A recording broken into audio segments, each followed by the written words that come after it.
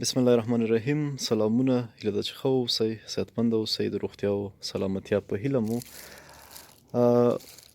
دغه ګلالی ماشوم ابوبکر د څونه دی عمر یې؟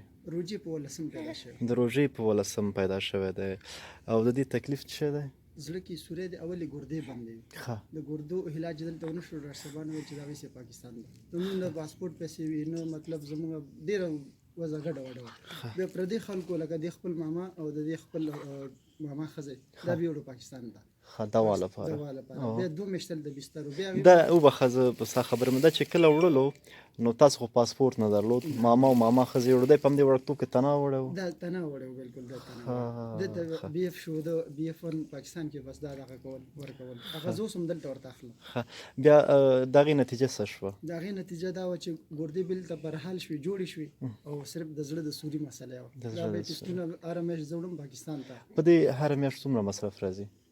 په دې باندې 2000 روپۍ د ټسټ رانه اخلي معاینات، او د لارې تګ راتګ ما او ښځه خاوند دا ښځه مې یعنې تقریبا 5000 کلدارې خو دا هره میاشت باید په دې مصرف شي. نه 5000 زیات نه، تر اسلام آباد پورې زه لاورپنډۍ په اسلام آباد هسپتال پورې وړم. فی نفر 5000 کرانه شته. نو تر څنګ د دې کور مشکلات نه پوهېږم زه څنګه تاسو ته وښیم. دا چې تیاره ده دا کور دې وطا کې زمونږ کمبل وي، دلته زما بیټرۍ خوا دا یې وړې ده، د دې توشک نه پوښ ایستلی دی، دا یې وړی دی. دا پردي خلکو ما موقت لپاره راوړي. خدام یعنې تاسې په دې ګاونډي راغوښتی هم شم درته شهیدۍ لپاره د دې ګاونډي. او دا زما بچي وګوره، دا مریضان دي، دا شوده دي، دا زه وړم راوړم، زما د دې د بچو علاج د دې. سمه ده. په دې کور کې یوه کوټه ده، او دا کور هم دوی په کرا باندې نیولی دی. په دې کور کې ماشومان، موږ اصل داسې خبر شو چې دوی د کمپل نه درلودې په هغه وخت کې، کمپل یې نه درلودې، هغه وراره راوله ماشوم مریض شوی. نو کمپل یې نه وې په هغه په وخت کې چې کله دوی چا نه کمپل یې راوړي، بیا هغوی ترې نه بیرته اخیستي، بیا دوی سره هېڅ هم د اغوستلو نه و، دې سره بیا هېڅ هم د اغوستلو نه و. او پلار یې په دې خپلو ټولو بچیو باندې یو پټو اوار کړی دی. وروره که ستا د کور کرا څومره ده؟ دې 15000 کلدارې. 15000 کلدارې. ته په میاشت کې څو روپۍ پیدا کوې؟ اوس چې کوم کار کوې؟ زه خپل د ټکسي ډرایور یم.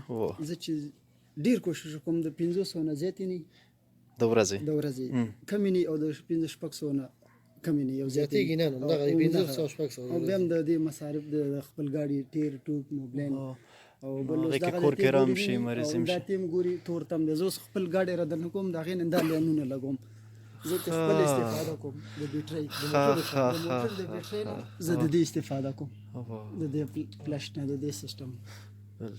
دا ګیس ډبې ته هم وسانه کېږي، په دې باندې اخلی پخلی. سمه ده.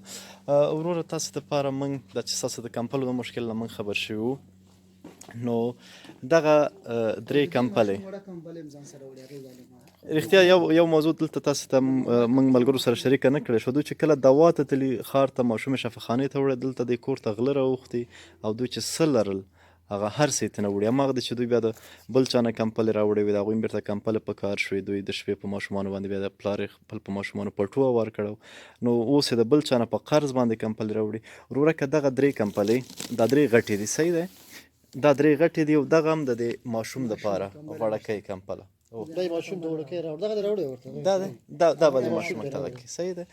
او تر څنګ دغه اندازه خوراکي مواد چې مکروني دی، اوړه دي، تیل دی، بوره ده، دال دی، شیریني ده، بل رقم دال دی، وریجې دي، صابون دی، لوبیا دي، دال دی، او بل رقم وریجې دي، چای دی، مکروني دی، د وړو مساله ده، هغه اندازه شده دی، مالګه او دا شیونه دي. نو دغه مرسته د یاسر ورور وه چې موږ دغه هغه ته ورونو ته راورسوله، او انشاءالله موږ بیا هم کوشش کوو که هر څوک غواړي له دوی سره مرسته وکړي.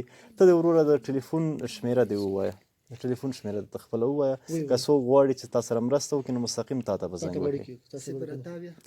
یعنې 0093 28 15 900 اته شپېته. نو دا د دې فامیل مستقیم د ټلیفون نمبر ده. هر څوک که غواړي چې ورسره اړیکه ونیسي او مرسته وکړي نو اړیکه دې ورسره ونیسي. مننه.